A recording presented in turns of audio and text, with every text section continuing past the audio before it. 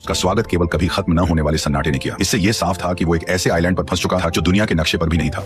कोई है यहाँ फंसकर मर ना जाए, इसलिए उसने खुद को बचाने के लिए तरह तरह के उपाय सोचने शुरू कर दिए। लेकिन इस समय उसके पास समुद्र तट पर हेल्प का निशान लिखने के अलावा कोई कारगर तरीका नहीं था। जल्दी ही रात का अंधेरा छा गया और वह अब भी उम्मीद कर रहा था कि कोई गुजरती हुई नाव उसे देख ले। लेकिन जैसे जैसे रात होती गई, उसकी उम्मीदें भी धीरे धीरे चारों ओर के सन्नाटे की वजह से डर में बदलती गई। वह जंगल के बेहद खतरनाक जीवों की आवाज सुनकर लगातार डर से कांपता रहा। अगले दिन उसने इकट्ठा की गई चीजों से एक काम चलाओ रेस्टिंग प्लेस बनाया और प्लेन से निकले सामान की जांच शुरू कर दी। अब उसके पास उसकी गर्लफ्रेंड द्वारा दी गई एक पॉकेट वॉच के अलावा और कुछ भी काम का नहीं बचा था। अपनी गर्लफ्रेंड के साथ बिताए पलों को सोचते हुए उसे इस प्लेन में आने का और भी ज्यादा पछतावा हुआ। दरअसल केली के बिजनेस ट्रिप पर जाने से पहले उसने चक को एक पॉकेट वॉच दी थी ताकि क्रिसमस पर लौटते ही दोनों एक दूसरे से शादी कर लें। लेकिन एक अचानक हुई विमान दुर्घटना ने इस शादी को यहीं पर रोक दिया। जब उसके सभी फैमिली मेंबर यह मान चुके थे कि चक इस हादसे में मारा गया है, तब भी वह जिद के साथ जिंदा रहा। लेकिन इस सुनसान आइलैंड पर खाना पीना बहुत बड़ी मुसीबत बन गया था और चक कब तक टिक पाएगा यह भी किसी को नहीं पता था। उसने अपनी कंपनी के बहुत से पार्सल वापस इकट्ठा किए, लेकिन उसने उन्हें खोलने का फैसला नहीं किया क्योंकि उसके लिए यह उसके काम की ईमानदारी थी। चाहे वह अनजान टापू पर ही क्यों न फंसा हो, पर वह अब भी ग्राहकों के भरोसे को तोड़ना नहीं चाहता था। कल जो उसने समुद्र तट पर हेल्प के साइन बनाए थे, वे भी समुद्र की लहरों से कब के मिट चुके थे। उसे कुछ खराब लकड़ियों का इस्तेमाल करके फिर से हेल्प लिखना पड़ा। धीरे धीरे चक के मन में जिंदा रहने की चाह और भी बढ़ती जा रही थी। उसे पता था कि अगर यहाँ से निकलना है तो हर हाल में जिंदा रहना होगा। लेकिन इस वीरान छोटे टापू पर सख्त नारियल के अलावा उसे खाने लायक कुछ भी नहीं मिला। और क्योंकि उसके पास नारियल खोलने का कोई औजार नहीं था, इसलिए नारियल खोलना भी उसके लिए बेहद मुश्किल काम बन गया था। फिर उसने एक धारदार पत्थर से आखिरकार नारियल को फोड़ दिया और उसके पानी का स्वाद लेने लगा, जो उस पल उसके लिए अमृत जैसा था। लेकिन वह केवल नारियल से संतुष्ट नहीं हुआ। चक ने पेट भरने के लिए इस छोटे से टापू के अन्य हिस्सों की भी खोज करने का फैसला किया। वह यहाँ की सबसे ऊंची चोटी पर चढ़कर सब कुछ देखना चाहता था, लेकिन नुकीले पहाड़ी पत्थरों ने उसकी राह मुश्किल कर दी। इसलिए उसने पत्थर से अपनी पैंट का कपड़ा काटा, उसमें पत्ते मिलाए और एक जोड़ी जूते बना लिए। लेकिन जब वह पहाड़ की चोटी पर पहुंचा, तब उसे पता चला कि यह सचमुच एक सुनसान टापू ही है। चारों ओर दूर दूर तक फैला समुद्र था, लेकिन उसके अलावा कोई और इंसान नजर नहीं आ रहा था। जब वह निराश होकर सोच रहा था कि आखिर वो कैसे अपनी जान बचा सकता है, तभी दूर एक अजीब सी चीज ने उसका ध्यान खींचा। वह बिना सोचे समझे उस चीज की ओर दौड़ पड़ा। उसे लगा था कि वह भी उसी